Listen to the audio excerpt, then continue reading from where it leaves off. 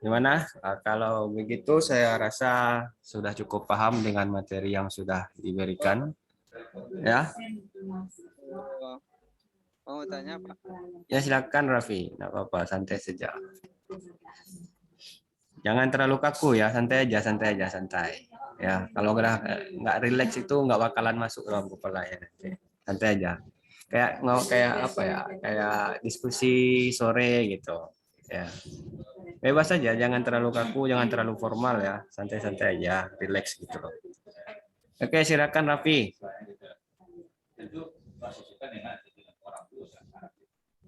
Yang lagi tidur bangun. Yang lagi tidur bangun, hidupkan camnya. Dan saya yang bertanya Pak, tapi saudara si Adri Pak.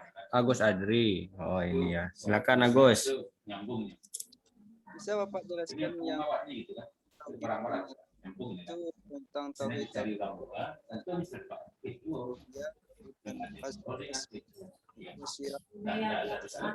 Tentang persoalan tauhid. Iya Pak. Oke. Ya. Bismillahirrahmanirrahim. Ya. Ini tentang aspek-aspek atau dimensi-dimensi ketauhidan. Ya. Sebenarnya gini, pengklasifikasian itu sifatnya adalah akademis. Ya. Pengklasifikasian itu sifatnya adalah akademis. Artinya apa? Karena manusia itu berpikir, karena manusia itu pengen apa istilah sesuatu itu bersifatnya rinci, terstruktur, tertata, maka digambarkanlah secara visual logika seperti itu. Klasifikasi apa saja yang menjadi aspek-aspek ketauhidan ataupun yang perlu diimani dari ketuhanan itu sendiri. Sebenarnya kalau sudah berbicara iman tidak perlu ada lagi klasifikasi pada hakikatnya ya pada hakikatnya karena halnya saja ini terkait dengan ilmu teologi ya ilmu akidah yang harus istilahnya dikenali ya dikenali secara komprehensif aspek-aspek saja yang menjadi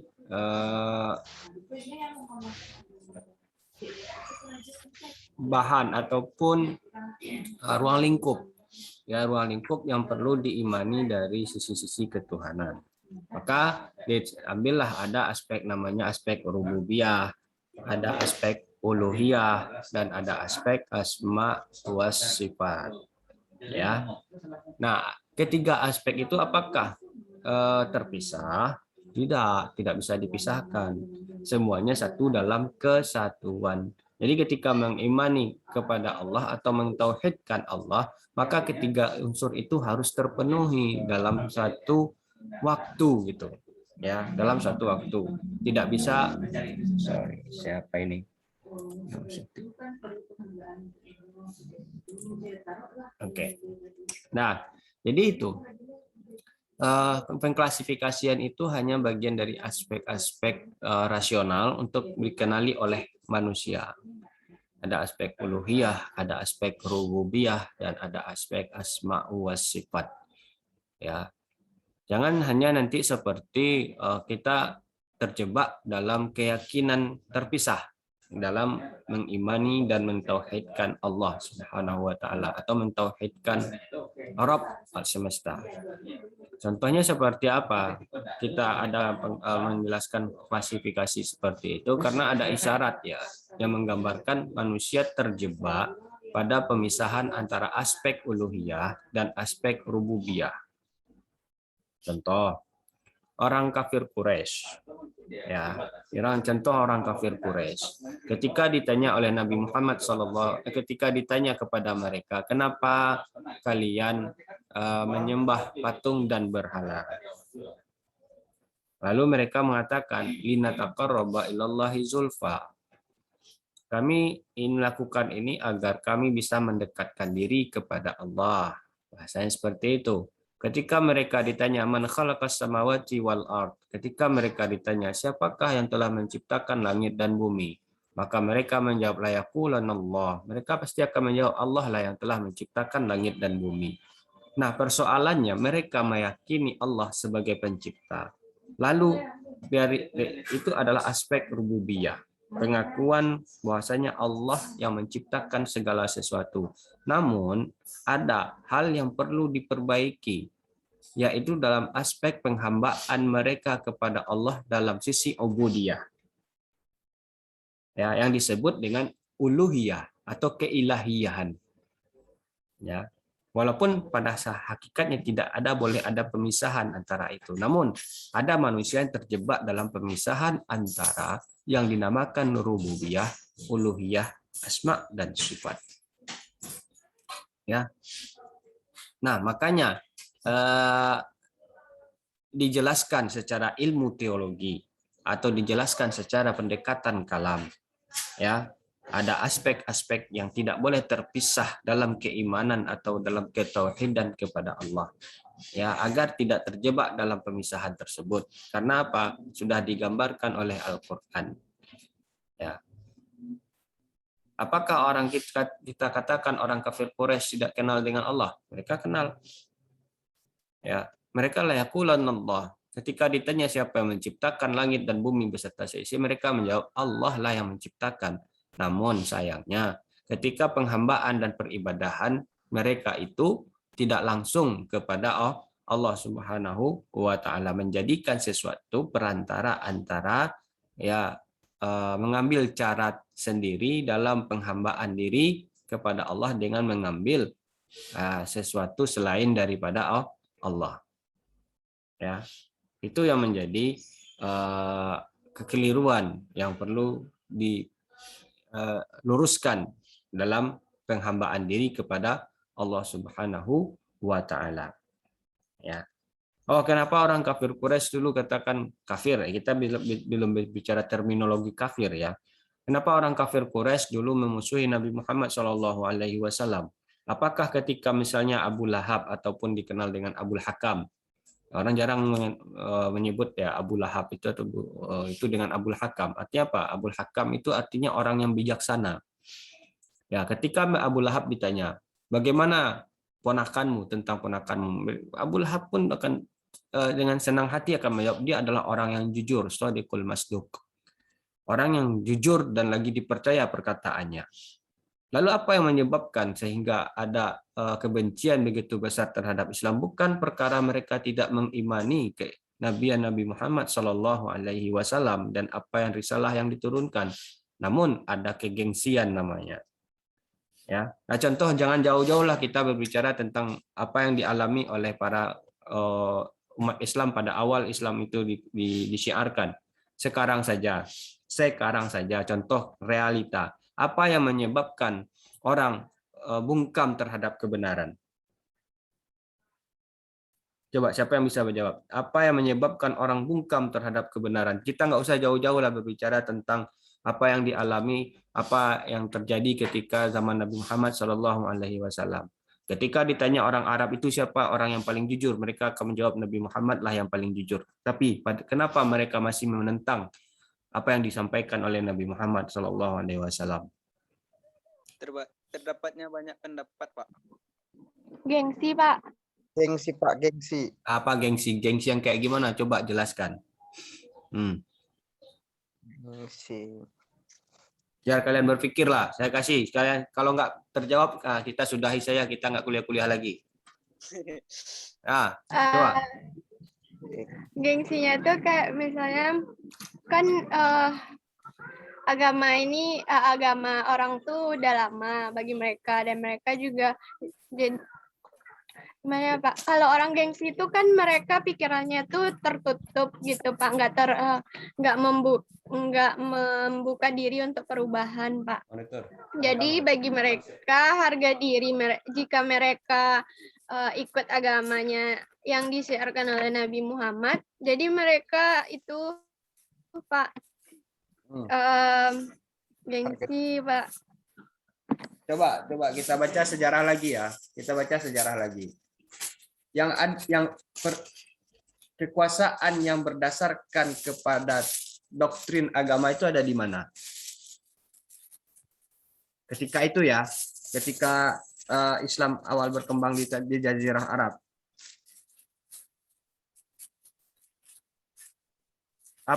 Ada Persia waktu itu, ada Romawi. Ya. Kenapa Allah tidak utus saja Nabi Muhammad langsung di Persia misalnya? Tidak langsung ke Romawi misalnya. Kenapa harus di Arab gitu? Di tengah-tengah gurun yang tandus seperti itu, tidak istilahnya yang ada Ka'bah di situ. Ya, tidak ada pusat kekuasaan di situ. Tidak ada pemerintahan di situ. Istilahnya tidak ada pemerintahan yang bersifat kerajaan ya. Coba. Ya, kita berbicara tadi kan kita menganalogikan ya, apa yang menyebabkan orang bungkam terhadap kebenaran, atau apa yang menyebabkan orang itu bungkam atau menekan jika ada satu kebenaran yang akan dimunculkan. Ya. Coba compare ya, coba komparasi dengan apa yang terjadi zaman sekarang kita. Sama kok, cuman zamannya saja yang berbeda. Ya. Tahunnya saja yang berbeda. Yang pertama itu tahun sebelum Hijriah, yang ini tahun 1400 sekian Hijriah, ya kan? Nah, coba komparasi. Dulu apakah di Jazirah Arab itu ya, apakah di Jazirah Arab itu ada pemerintahan yang dikuasai oleh satu agama?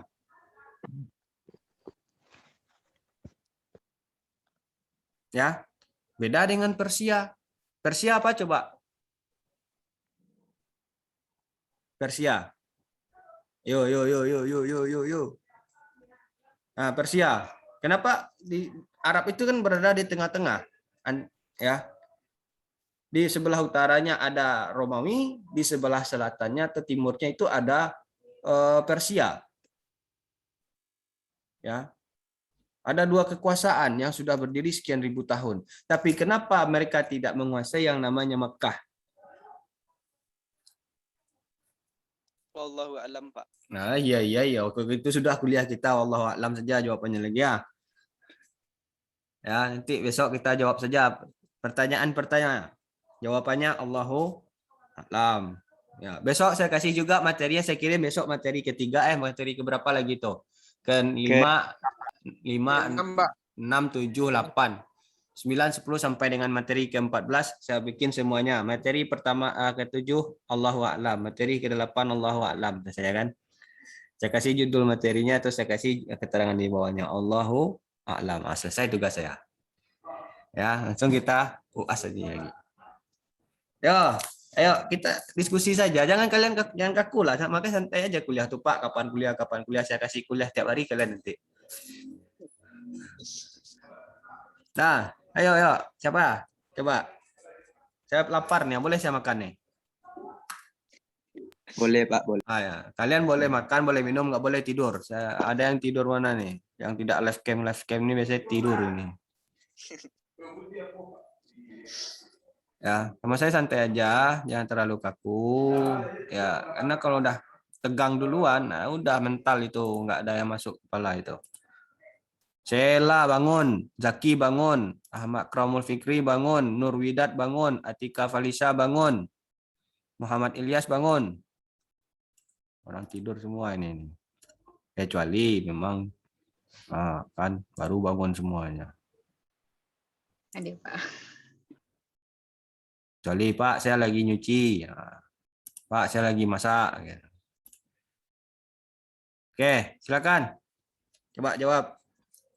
Saya lapar ini ya. Tunggu saya cari sendok dulu ya. Silakan. Pikir dulu.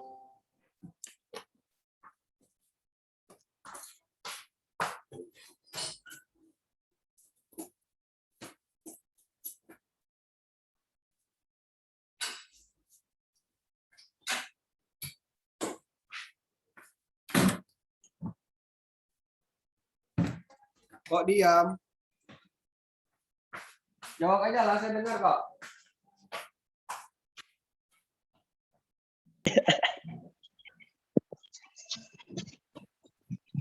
Gas, Pak. Pergi, gas. Yo. Sendok makan tak ada. Gua sendok, Pak. Sendok makan.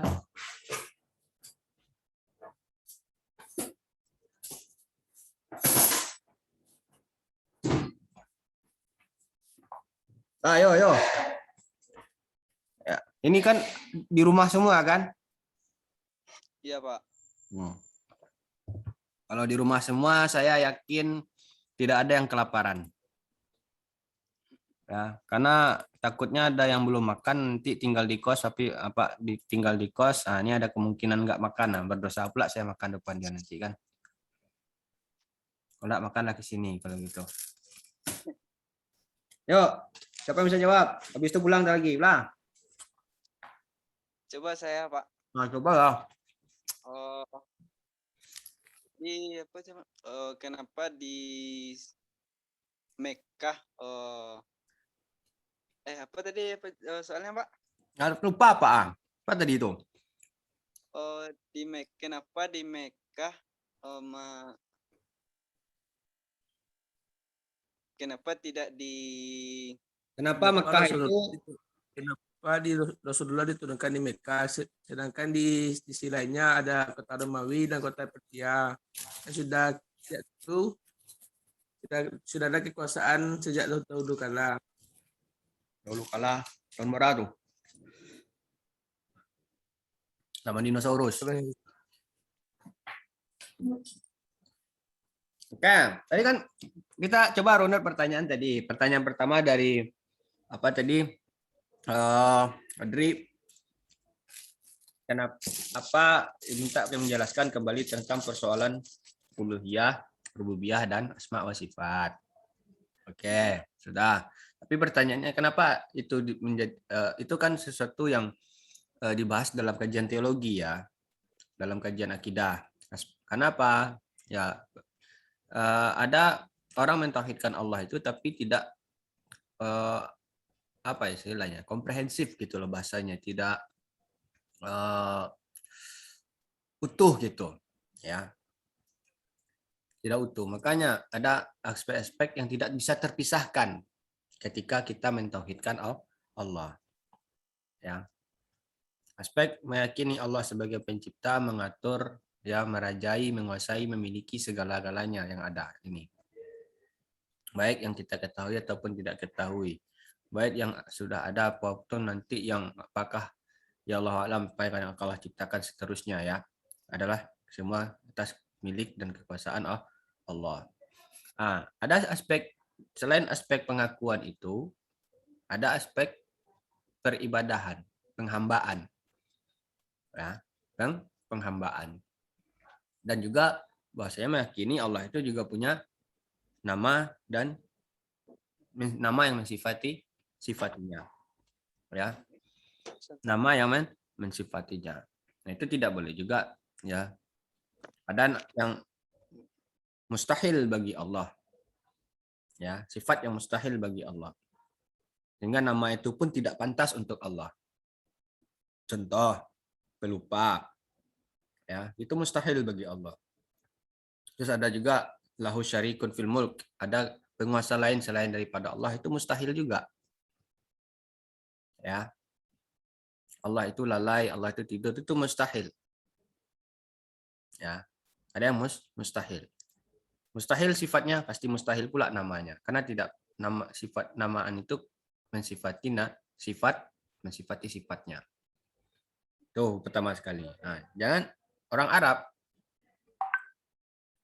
kan adalah Jazirah Arab khususnya Mekah itu kan keturunan pertama adalah atas karunia Allah, di mana Nabi Ismail kan dibesarkan di situ. Barulah nanti datang Bani Jurhum, datang mengembara ke situ, ya, lalu diberikan tempat oleh Nabi Ismail, ya, ataupun Siti Hajar ketika mereka melakukan sebuah pengembaraan yang begitu jauh. Selain kalau orang dulu kan berdagang itu kan jauh perjalanannya lewat padang pasir itu. Nah, Bani Jurhum itu sampailah di situ, lalu disuguhkanlah, kan tidak ada namanya padang pasir, yang ada Satu-satunya yang memiliki sumber mata air ya di situ. Ya. Jadi mereka berarti ajaran yang pertama kali diterima dan dikembangkan di daerah itu adalah ajaran yang dibawa oleh Nabi Ibrahim. Artinya apa? Mereka sudah kenal dengan Allah. Nenek moyang mereka ketika membuka daerah itu, agama atau keyakinan yang pertama mereka imani itu adalah Allah. Ya. Nah, tapi kenapa ada terjadi ya istilahnya pergeseran lah bahasanya antara apa yang diajarkan oleh Nabi Ibrahim dulunya sampai terjadi perubahan dalam keyakinan tidak berubah bahwasanya Allah sebagai Rabb, tapi yang berubah itu adalah dalam masalah keubudiyahan. Ya, menjadikan sesuatu perantara dia dan Allah dalam beribadah. Kan itu. Nah, pertanyaannya adalah apakah mereka tidak meyakini tentang keberadaan Allah? Yakin. Tapi bagaimana cara penghambaan diri kepada Allah? Nah, itu yang menjadi yang diperbaiki oleh Nabi Muhammad SAW. Beda ya, kita belum bicara tentang Romawi, kita belum bicara tentang Persia. Ya, Persia jelas-jelas itu mereka tidak mengajarkan istilahnya bahasanya seperti ini. Lebih kenal orang Arab Mekah itu dengan Allah daripada dengan orang Persia. Kenapa? Orang Persia kekuasaannya itu adalah sebuah kerajaan yang menganut keyakinan atau kepercayaan Zoroaster. Ya, Zoroaster ataupun Majusi. Majusi penyembah api. Sedangkan Romawi ya kekuasaan yang memegang sebuah prinsip keagamaan yaitu Nasrani. Arab, Mekah khususnya, ya, Mekah. Kekuasaan apa yang ada di situ? Agama apa yang berkuasa di situ? Bahasanya seperti itulah. Tidak ada, ya, tidak ada. Mereka menyebutnya millah,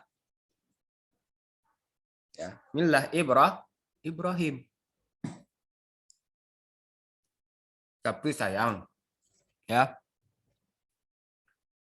ada pergeseran. Diluruskan lagi. Nah, pertanyaannya, jika mereka meyakini keberadaan Allah Subhanahu wa taala dan mengimani ya bahwasanya Nabi Muhammad adalah orang terpercaya. Ya. Apa yang menyebabkan mereka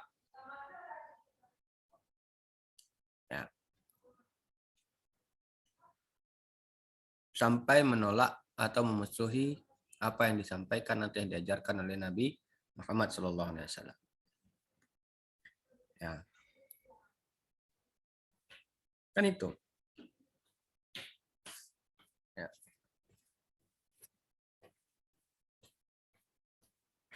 Makanya saya mencoba membawakan kondisi saat itu ya ke zaman kita sekarang. Ya, kondisi zaman saat itu ke zaman kita sekarang. Dengan pendekatan apa? Pendekatannya gini. Orang tahu siapa yang salah dan siapa yang benar. Ya. Tapi kenapa kebenaran itu selalu dibungkam? Kalau di Indonesia bisa dibayar, Pak. Bukan. Ya. Karena kekuasaan, Pak. Terus. Silakan. Munculkanlah apa enggak Bayar.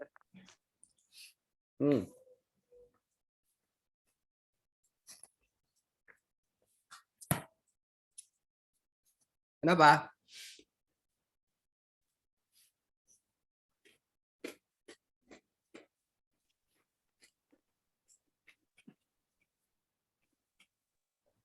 Termasuk juga nanti ada Romawi, ada Persia, kenapa mereka merasa terancam dengan keberadaan umat Islam dan seterusnya. Why? Karena dia gila pangkat, Pak. Apa lagi?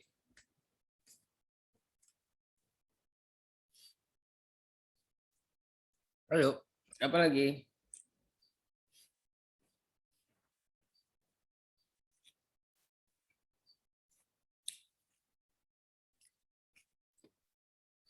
Sederhana saja.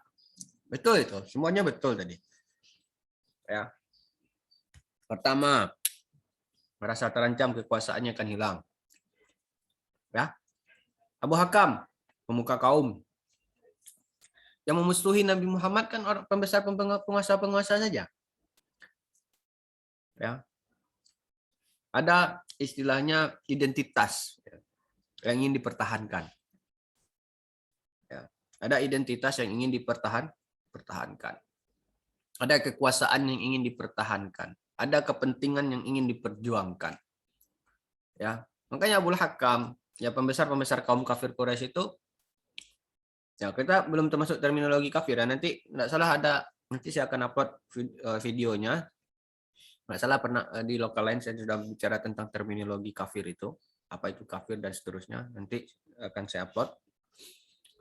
Ya. Jadi coba compare ke zaman sekarang gitu loh, komparasi kepada zaman sekarang.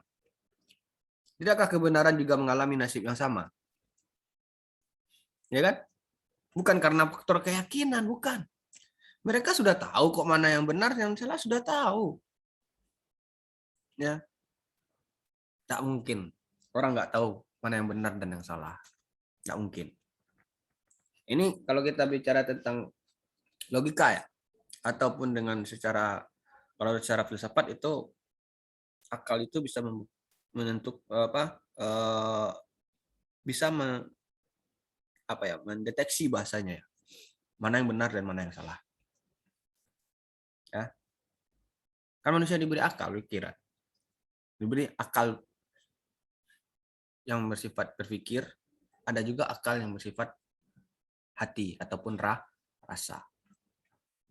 Nggak mungkin lah. Ya, kalau taruhlah nanti terjadi perdebatan di dalam debat kusir lah bahasanya, di dalam misalnya dalam entertain gitu kan, dalam ada nanti forum diskusi di TV gitu ya, dengan segala macam argumentasinya, segala macam data lah, yang bahasa mereka berbicara dengan data ya. Data itu tidak menjamin satu kebenaran ya.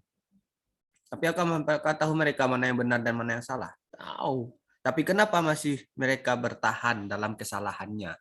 Nah, ini kan persoalannya. Ya. Bukan karena mereka hukum itu samalah dengan apa yang disampaikan oleh Nabi Muhammad SAW. Romawi juga kenapa seperti itu? Kenapa Romawi menyerang Islam dan ini segala macamnya? Karena merasa terancam. Merasa terancam. Kenapa? Kekuasaan. Ya. Kekuasaan. Ya. Kalau Islam berangkat bukan untuk kekuasaan. Tidak ada kerajaan yang terancam ketika misalnya Islam itu berkembang dan segala macam, ataupun mengembangkan sayapnya, ya, mengembangkan dakwahnya, mengembangkan pengaruhnya. Tidak, bukan karena faktor kekuasaan. Ada bukan motivasi kekuasaan. Ya, kita kembali kepada fikih perang ya. Fikih perang itu ya. Kenapa umat Islam ekspansi keluar?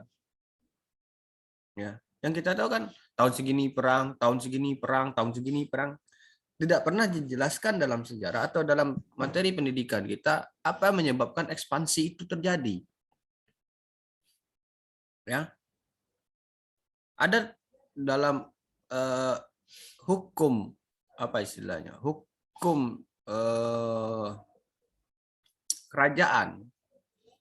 Ya. Di mana dalam sebuah hukum kerajaan, ya, bisa saja antara dua penguasa membuat sebuah kebijakan ya, atau perjanjian. Ya. Jika dilanggar, maka bisa menyebabkan atau dibolehkannya dilakukan perang. Ya. Kalau dalam negara-negara kerajaan kan seperti itu hukumnya. Nah, ini kan jarang disentuh. Kenapa umat Islam melakukan ekspansi ke situ? Ya. Maka di dalam Islam itu tidak ada namanya al-harb, tapi futuhat. Ya, futuhat. Kenapa disebut futuhat? Karena motivasi Islam itu bukanlah untuk perang, tapi dinamakan dengan pembebasan. Ya. Kenapa ada rampasan perang ini segala macam? Ya karena itu yang berlaku hukumnya dalam perang waktu itu. Ya. Ketika Romawi mengekspansi Persia ke Persia kalah, ya hukumnya seperti itu yang berlaku pada waktu itu. Ada rampasan perang, ada ini dan segala macam. Itu hukum yang berlaku. Nah, hukum itu nanti dirubah. Ya. Pemanfaatannya ya sampai dengan metode bagaimana cara menghilangkan perbudakan. Ya. Tujuannya diberlakukan itu bukan untuk mempertahankan tradisinya, tapi untuk bagaimana cara merubahnya. Dengan adanya futuhat, terjadinya ada namanya tawanan perang ini segala macam kan tidak diperlakukan sebagai budak dalam Islam. Ya, tidak diberlakukan sebagai budak di dalam Islam. Tapi itu aturan yang berkembang, yang berlaku pada waktu itu jika terjadi sebuah pertempuran. Maka ada perbedaan ya, ada perbedaan starting point antara apa yang melatar belakangi terjadinya futuhat. Ya. Kalau bahasanya mungkin orang menyebutnya ekspansi ataupun perang atau bahasanya jangan perang lah, bahasanya nggak enak perang gitu loh. Karena tujuan kita bukan untuk perang. Gitu. Ya, walaupun ada perang kepentingan kekuasaan di dalam Islam nanti juga ada gitu. Kita tidak menafikan itu ya. Tapi kita kepada esensi utama, ya, risalah kenabian. Ya, kenapa disebut Fathul Makkah, bukan penaklukan kota Mekah? Ya, kenapa disebut Fathul, pembebasan kota Mekah? Ya, kan Allah menyebutkan futuh, fataha. Ya. Fathun. Ya, pembebasan. Jadi Islam itu datang untuk membebaskan. Ya kalau kita bicara sejarah bagaimana dulu umat manusia di bawah kerajaan Romawi, bagaimana umat manusia dulu dalam kerajaan Persia 1000 tahun lebih, mereka antara Persia dan Romawi itu tidak berhenti berperang. Ya. Masyarakat diwajibkan pajak. Ini gaya-gaya Roma lama ini. Ini sebentar lagi kita nih. Ya. Masyarakat wajib pajak. Untuk kebutuhan apa? Biaya perang. Dan semua wajib untuk yang muda-muda ikut perang. Itu dulu. Stabilitas ekonomi enggak ada. Politik tidak jalan. Ketertindasan, keterbelakangan sosial, keterbelakangan pendidikan, ini segala macam. Ya. Beda dengan apa yang ketika Islam sudah masuk. Ya. Jadi itu.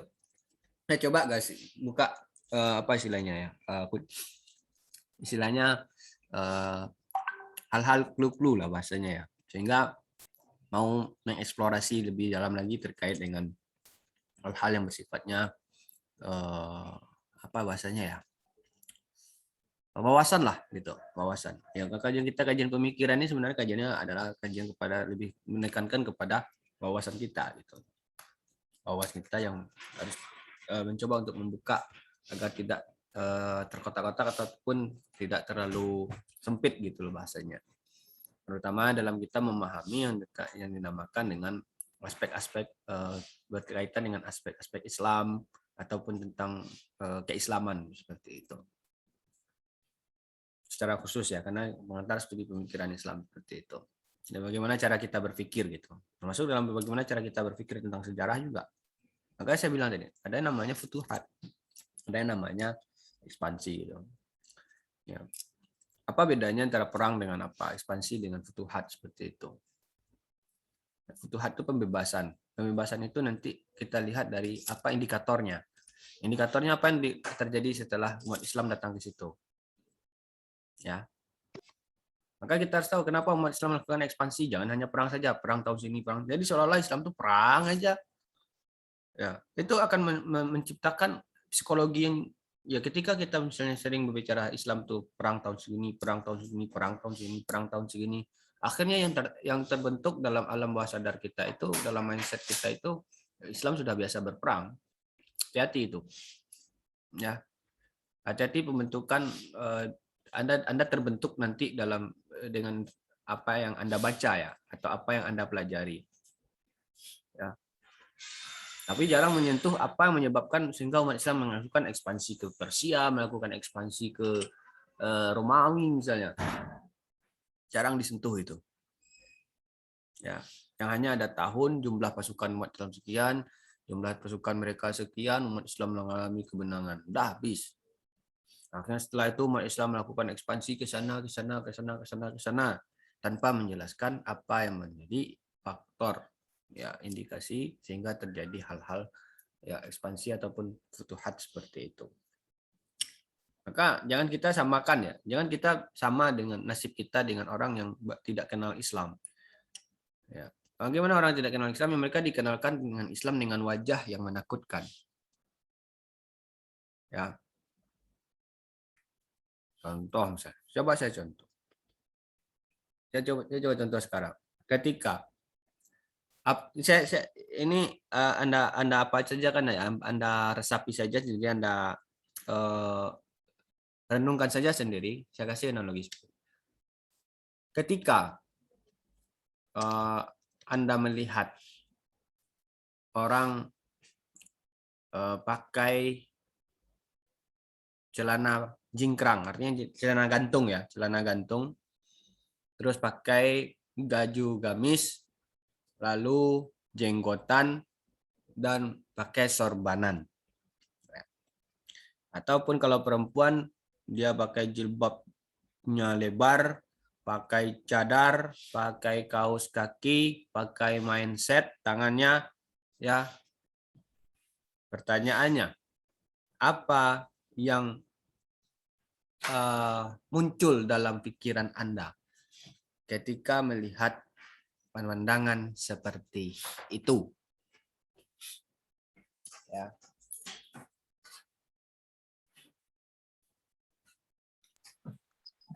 Cukup. Apa tanggapan Anda?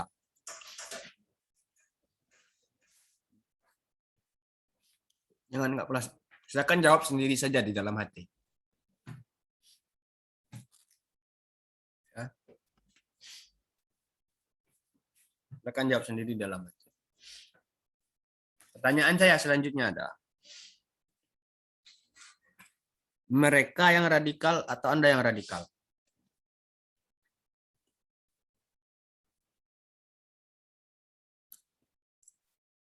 Ya.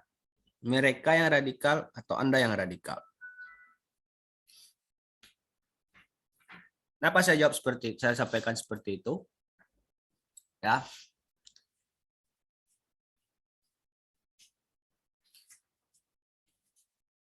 Mereka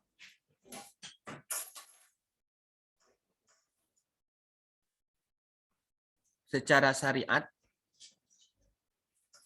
ya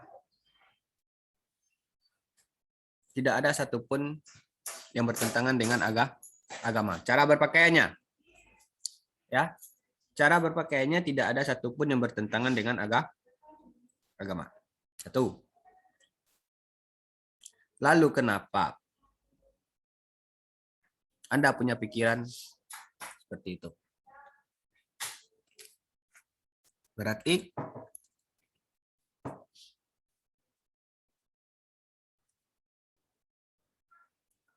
apa? Anda sudah bikin aturan baru dalam agama. Sesuatu yang dibolehkan oleh agama, sesuatu yang tidak dilanggar dalam agama, ya, tapi Anda cap Sebenarnya siapa yang radikal? Pakaian mereka kah atau pikiran Anda? Ya, pakaian mereka kah atau pikiran Anda? Paham sampai di sini? Paham, Pak. Oke, kalau udah Paham, paham Pak. sudah ngopi kita dulu, bro. Ngopi enggak ada. Pilih putih ya, Pak. Putih ya baru. Marilah Bek ngopi suka. Santai-santai, jangan terlalu kaku lah. Oh, udah serius, sudah 10 menit serius sudah tuh. Nanti tegang pula urat kepalanya kan. Penting sudah dapat kerangka berpikirnya sudah dapat sudah. Ya, sekarang tugas saya cuma itu. Sekarang tugas kalian lagi, eksplorasi lah lagi. Ya, eksplorasi. Istilahnya kita kuliah itu enaknya diskusi gitu loh. Anda punya apa saya gitu kan yang bisa Anda berikan kepada saya. Ya, bukan uang tapi ilmu. Ya. Nah, kayak gitu prinsipnya. Di sini apa ya? Itu tidak mengajarkan. Enggak. Itu cuma berbagi dan rekan-rekan semua ya. Nah, saya juga pengen nanti ada apa ya namanya? Ya, ada suntikan ilmu juga lah buat saya gitu. Kita diskusi, sharing gitu ya. Terkait hal-hal ya. Apalagi masalah pemikiran. Wah, ini luas sekali loh. Luas sekali. Ya. Istilahnya satu pembahasan yang tidak akan ada habisnya lah kalau masalah pemikiran ini. Seperti itu.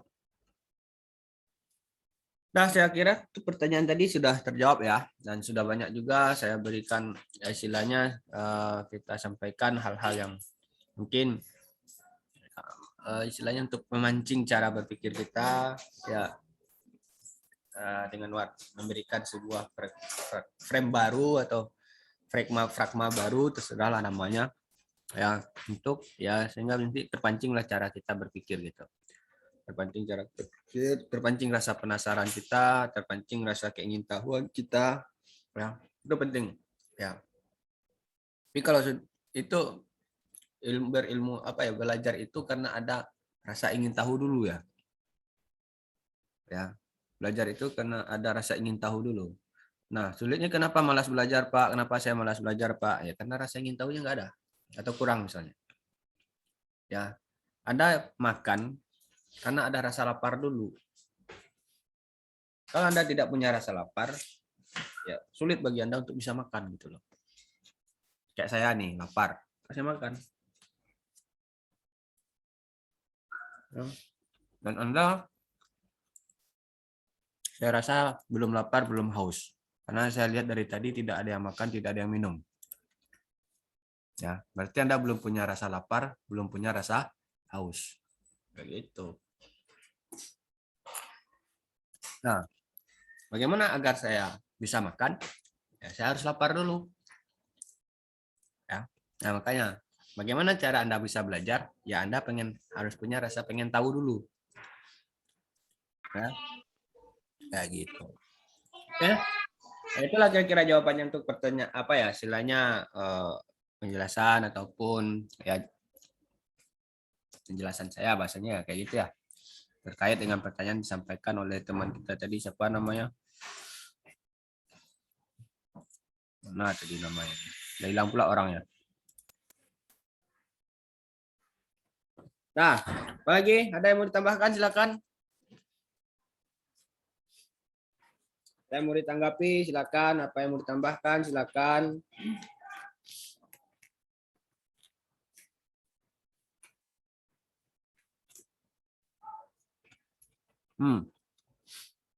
Atau yang mau ikut makan juga boleh. Silakan.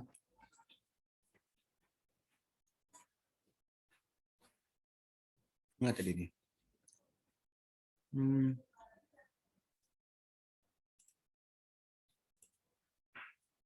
Kenapa diam semua? Pak. Ya. kan Bapak tadi bilang ada orang yang pakai celana pendek, Pak. Tuh pakai sorban, tuh pakai baju gamis. Itu kan semuanya tuh kan pakainya itu kan sunnah, Pak. Ya. Tapi ada orang bilang ajarannya tuh agak sesat tuh. Raffi kan belum tahu nih, Pak, atau benar perkataan orang tua atau tidak. Itu Oke. gimana tuh, Pak? Sekarang itu kita bicara kita itu kenapa kita tahu ini kita bicara tentang aspek apa nih? Aspek agama, ya. Nah, kita sederhana, jangan makanya kita itu perlu bahasanya mana sih yang dibolehkan, mana yang tidak dibolehkan dalam agama. Oh, cara berpakaian seperti itu ada nggak? Dibolehkan nggak dalam agama? Kalau pakainya diperbolehkan, Pak. Kan nggak ada yang melanggar, Pak. Oke. Nah, Bahkan itu sunnah, Pak. oke. Kita tidak bicara sunnah atau tidak sunnah dulu ya. Penting dalam melanggar nggak dia dalam cara berpakaiannya. Kita tahu itu tidak melanggar. Ya. Apalagi, baru kita naikkan tingkat-tingkatnya. Apalagi kita menganggap sesuatu yang disunnahkan, ya, menjadi satu image yang dinegatifkan. Ya, menjadikan sesuatu yang disunahkan, ya, menjadikannya sesuatu image yang dinegatifkan. Pertanyaannya adalah, dia yang orang yang berpakaiankah yang itukah yang radikal, atau Anda ingin membuat standar baru dalam agama? Kan itu artinya. Ya. Maksudnya adalah orang yang berpakaian itukah yang radikal, atau cara pikir Anda yang radikal? Ya. Atau cara pikir kita yang radikal ketika melihat pemandangan seperti itu. Atau pikiran kita yang mungkin terlalu sempit. Ya. Itu aja jawabannya. Ya. Jadi sederhananya, itu di dalam ada nggak di dalam secara agama gimana? Boleh. Ya udah, selesai perkara. Masalah karakter, akhlak dan tabiat itu beda. Ya. Masalah karakter, akhlak dan itu beda. Oh, itu menggambarkan radikal ini segala macam. Tunggu dulu. Apakah pakaian menggambarkan seorang radikal? Misalnya, anak pang lah, taruhlah anak pang. Ya. Apakah selalu anak pang itu dengan penampilannya yang seperti itu selalu jahat? Nggak bisa kita menjudge seperti itu. Apalagi ini sesuatu yang, sesuatu yang tidak melanggar aturan secara syariat, apalagi kalau mereka melaksanakan sunnah. Lah kita nggak nyunah kok nganggap orang yang nyunah itu aneh-aneh. Ya, mereka kan mencoba untuk memahami sunnah. Mereka mencoba untuk melakukan sunnah, melaksanakan sunnah. Nah, kita nggak nyunah kok ngeritik orang yang melaksanakan sunnah, kan lucu. Ya. Yang perlu diperbaiki itu otak kita atau cara berpakaian mereka gitu loh. Ya, kan itu kasarnya kayak gitulah gitu loh. Nah, itu. Jadi kayak gitu ya, Raffi, kita cara berpikirnya gitu ya, melihat sesuatu itu. Ya. Ya, Pak. Oke. Boleh silakan kalau ada yang lain mau didiskusikan, tanya jawab lah, santai aja. Kuliah itu jangan kaku lah.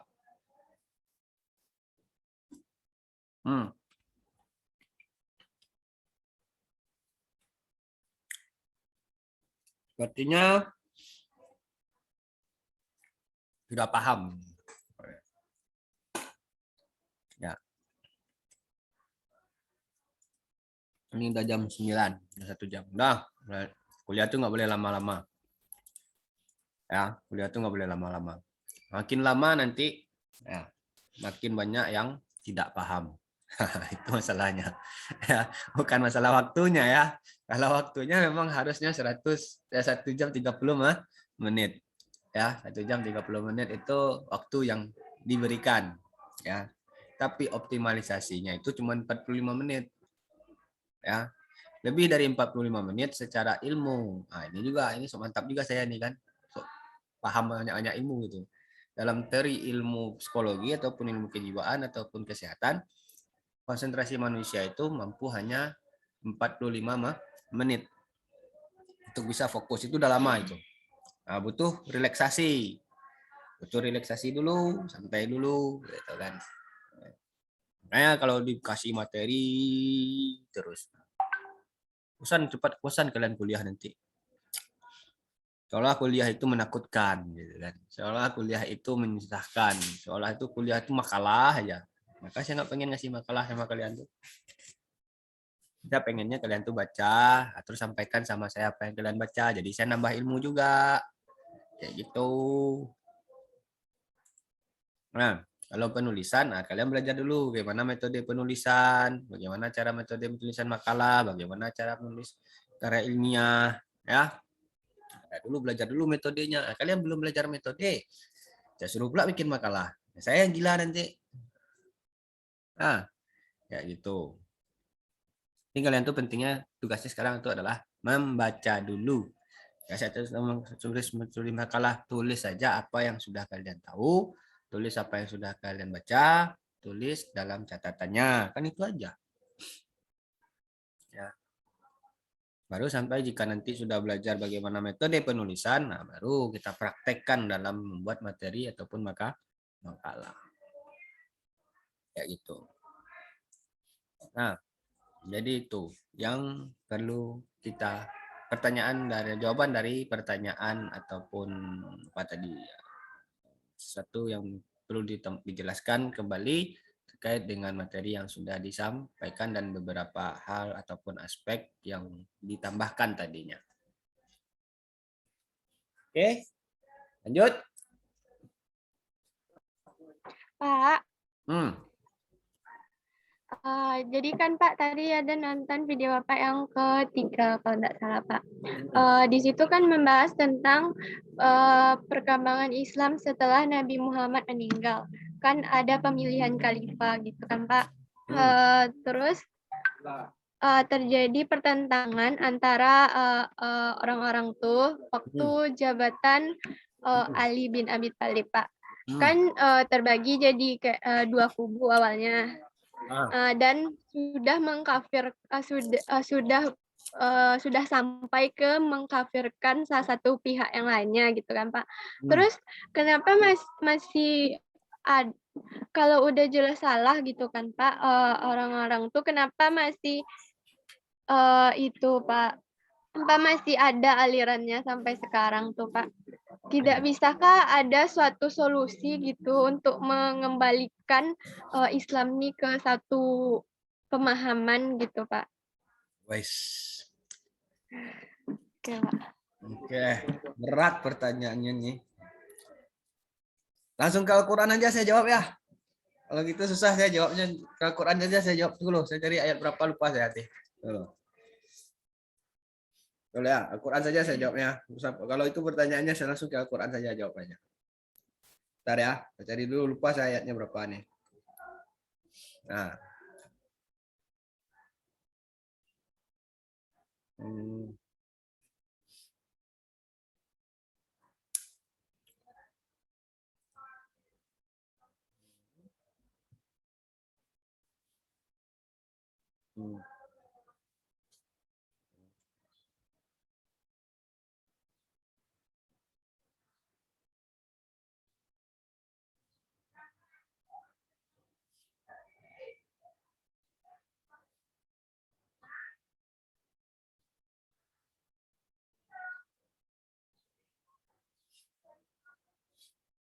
Bentar.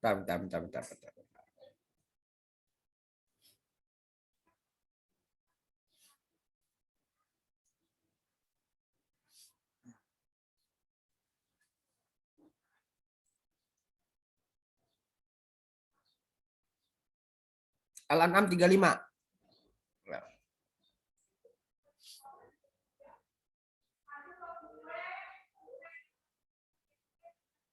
Terus Yunus 99. Ya. Ya bukalah mushafnya. Ya. Jawabannya ada di Al-An'am 3 Al-An'am 35 sama Yunus 99.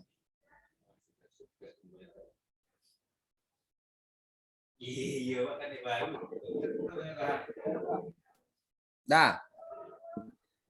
Allah apa? Hah? Al-An'am. Al-An'am. Al-An'am. Al-An'am. Dah, Al-An'am 35.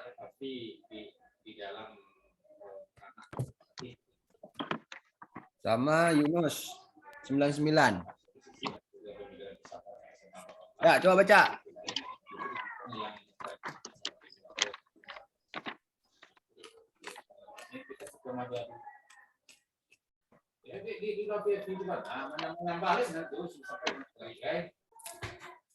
Coba baca.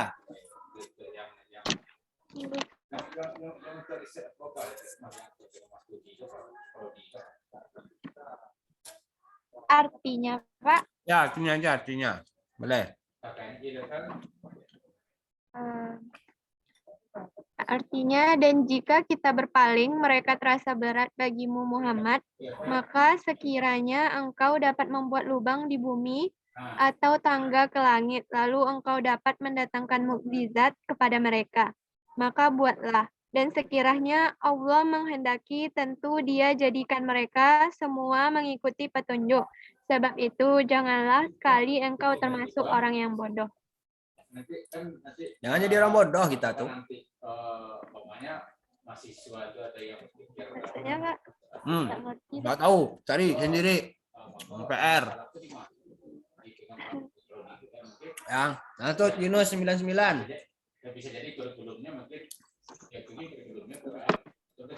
Biar kalian tadabbur Al-Quran juga sekali ya. Tadabbur Al-Quran itu nggak sekedar baca aja. Interaksi. Yunus 99. Pak.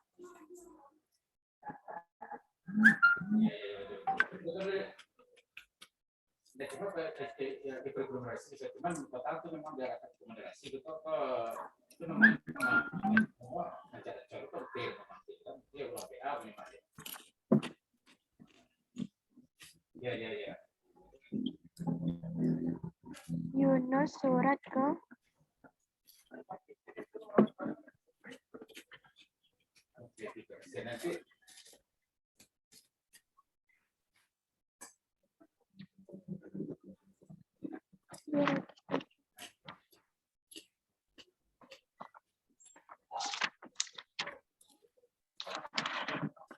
ayat berapa tadi, Pak? Yunusnya, Pak? 99.